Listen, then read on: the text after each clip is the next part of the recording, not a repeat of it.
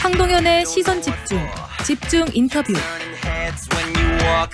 예, 1995년 이후에 태어난 19살 미만의 청소년을 뜻하는 일명 Z세대가 최근 명품 소비의 주요 고객층으로 주목받고 있습니다. 누구나 알아보는 유명 명품, 성인들도 쉽게 구입하기 힘든 고가의 제품이 미성년인 청소년들 사이에 유행하고 있는 건데요.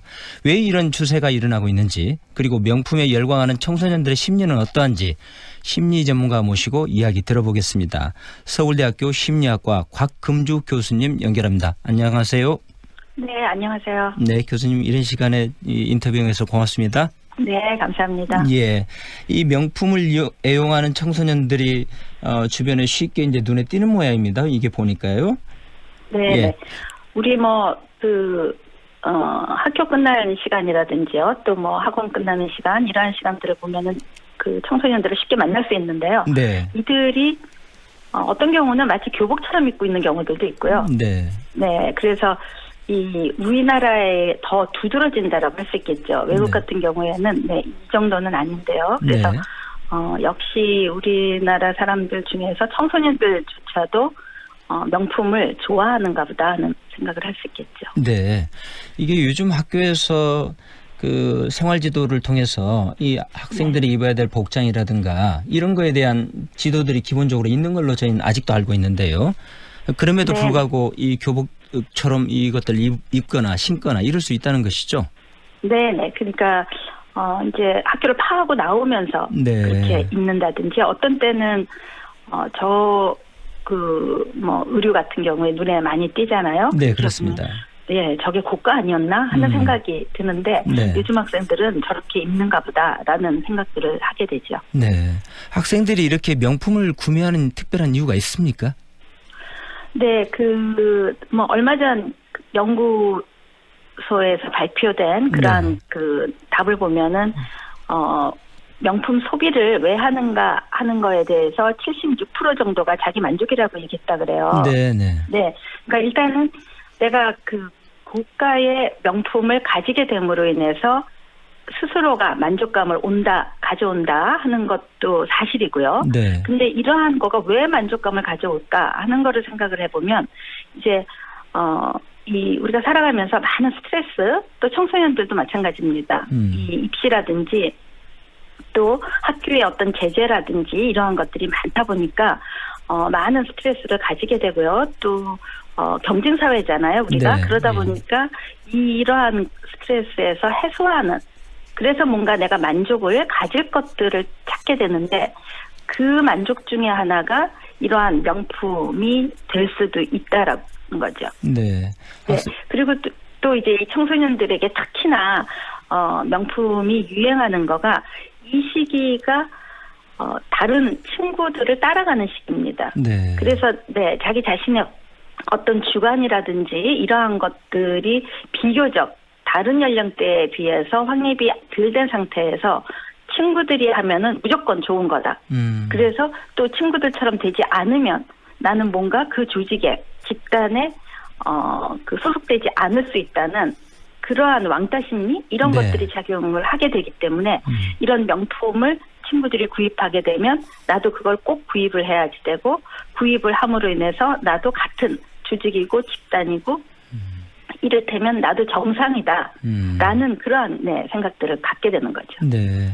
이게 학생들이 이 과도한 학업에 노출되면서 스트레스도 많고 부모의 제재나 학교의 제재나 이런 부분들이 이제 상당할 거 아니겠습니까? 그런데 이런 것에 대한 억압을 푸는 방식으로서도 명품을 구매하게 되고, 그다음에 이 아이들이 어떤 특정 집단에, 친구들끼리 또래 집단에 소속하고 싶은 마음들이 같이 이렇게 심리적으로 작동한다, 이런 말씀이시네요? 네네. 그러면 이게 명품의 경우에는 이 청소년들이 사기에는 지나치게 이제 고가인 게 대부분이겠지 않습니까? 네. 근데 이 고가인 제품을 청소년들이 어떤 방식으로 이렇게 구매하게 되는 걸까요? 네, 우리나라 청소년들 대부분이 이제 어느 정도 여력이 되면, 경제적인 여력이 되면 부모님이 해주시는 경우들이 많고요. 네. 그래서 부모님들이 이런 자녀분들에게 굉장히 이제 졸린다 그럴까요? 막 이렇게 사달라는 그러한 경우가 많지요. 그래서 부모님의 또 입장에서는 우리 아이가 그래도 다른 친구들한테 기죽게 해서는 안 되겠다라는 생각에서 때로는 좀 과한 그러한 명품이지만 이제 구입을 해주는 경우들이 많고요. 네. 최근에 이제 이 아르바이트를 하는 그러한 청소년들도 있습니다. 네. 물론 이제 청소년들에게 허용된 그러한 아르바이트가 되겠죠. 그래서 네. 배달이라든지 뭐 편의점이라든지 이러한 데서 일을 하면서 이제 돈을 벌고 이것으로 명품을 사고요. 또 명품을 산 거 가지고 다시 중고가게에 판매를 하는 경우들이 있고요. 네. 중고가게 판매를 뭐 인터넷 같은 경우에 굉장히 이런 사이트가 많기 때문에 판매를 하고 그 비용으로 다시 구입을 하고 이러한 그 형태로 요즘 청소년들이 많이 하고 있는 것 같아요. 네. 이게 최근에 이게 사회 문제도 되고 있습니다만 이게 빈부격차라든가 소득격차라든가 이런 것들 때문에 이게 학생들 간에도 스스로 위화감도 이게 조성되고 있다 이런 이야기들 뉴스를 흔하게 접하지 않습니까? 네. 그리고 이제 이러다 보니 그 가운데서도 또 부모님들께서는 이 아이들하고 이 물건을 이 명품 고가를 구입해 줄 수 있는 부모님과 그렇지 못한 부모님들과 이런 그 갈등들이 나름대로 내재되어 있을 것으로 이렇게 보이는데 어떻게 보십니까? 네, 우리 지금 사회가 이 양극화가 굉장히 심한 사회잖아요. 네. 그래서 모든 부분들에서 지금 양극화가 일어나고 있습니다. 심지어는 뭐 남자, 여자까지도 서로 간에 어떤 그 집단 갈등이 커지고 있는데요. 네.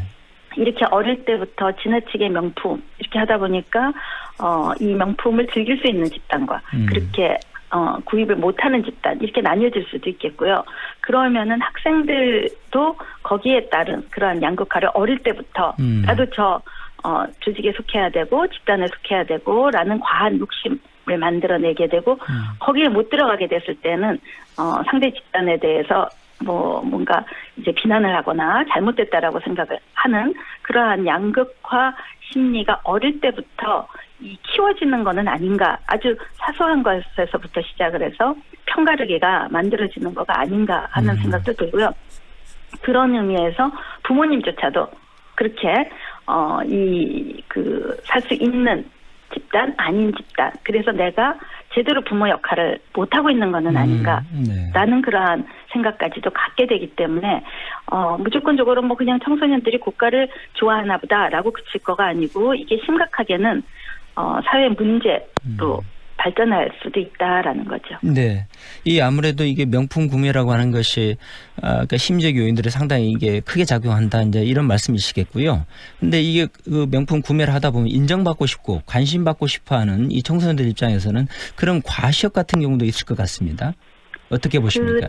네, 청소년 시기가 굉장히 불안정한 시기거든요. 그래서 내가 어떤 사람일까라는 그러한 의문 같은 것도 많이 가지게 되고 그러다 보니까 다른 사람이 나를 어떻게 평가하는가에 의해서 자신의 자기 개념 이러한 것들이 만들어질 수 있습니다. 네. 그래서 다른 사람들이 나를 평가하는 거 다시 얘기해서 다른 사람들이 나를 어떻게 보느냐 하는 것 때문에 나는 이런 사람이다라는 과시욕 또 어떻게 보면은 내가 이런 사람이다 알리려고 하는 그러한 심리가 굉장히 강하게 일어나게 되는 거죠. 그래서 때로는 이 청소년 시기에 아주 과감한 행동들을 하는 거가 스스로가 내가 이러한 용기를 가지고 있다라는 영웅 심리도 가지게 되고요. 네, 그러다 보니까 이렇게 명품을 입음으로 인해서 내가 그거를 입을 수 있는 그 명품이 주는 어떠한 특권층이라든지 또 권력층이라든지 이러한 것들을 가지게 됨으로 인해서 스스로 인정을 받게 되는 거죠. 그래서 그러한 인정 욕구, 과시 욕구가 청소년 시기에 더 과하게 되기 때문에 그 물품을 구입할 때도 그거를 인정해 줄 수 있는 물품을 사는 거죠. 그래서 우리가 내가 산 물건에 대해서 남들이 기대하는 가격을 과시가격이라고 하거든요. 네. 그래서 이 과시가격 이거를 삼으로 인해서 저 사람 괜찮은 사람이야 라고 기대해 줄 수 있는 그런 과시가격이 높은 명품을 청소년기 때 무리하게 사려고 한다라는 거죠. 네네. 이 교수님께서 방금 말씀해 주신 이게 그 같은 다양한 현상들에서는 이게 유명 연예인들도 이게 명품 소비를 이렇게 부채질하고 추동할 수 있는 원인이지 않는다 이런 생각도 드는데요. 어떻습니까? 네, 파노플리 효과라는 게 있는데요. 이거 네. 프랑스 사회학자가 처음에 80년대 제시한 이론이었습니다. 어떤 상품을 구매하게 되면 내가 그 특정 집단에 속한다는 환상을 느끼게 되는 걸 말하는 거거든요. 그래서 뭐 대표적인 거가 이전에 미국에서 마이클 조던이 처음 막 부상하면서 운동화를 네네. 이제 출시하게 됐는데 이 운동화를 갖게 되면은 나도 그렇게 농구를 잘하는 집단에 소속될 수 있고 심지어는 나도 그렇게 농구를 잘한다는 환상을 가지게 되는 거죠. 그러한 이제 자기 암시가 심리적으로 작용해서 정말 다른 운동화보다 이 운동화를 신게 되면 뭐 더 잘하는 듯한 느낌을 가지게 되는 겁니다. 네. 이러한 거가 이제 요즘에 우리나라에는 연예인들이 굉장히 관심들을 많이 가지고 있는 거죠. 이 청소년 시기에 특히 연예인들에게 관심을 많이 가지다 보니까 연예인들이 쓰는 그러한 명품 같은 경우에는 또 광고를 하고 있는 그러한 명품 같은 경우에는 무조건적으로 인정하고 신뢰를 하고 심지어는 그러한 것들을 소비하게 될 때 나도 그와 같이 된다라는 환상, 착각 이런 파노플리 효과가 청소년들에게 더 작용하고 있는 것은 아닌가 싶어요. 네네. 예, 최근에는 그 청소년들의 SNS나 미디어 노출이 유튜브라든가 미디어 노출이 상당하지 않습니까? 이런 것에서부터 오는 영향도 혹시 있다고 보신가요? 어떻습니까? 그렇죠.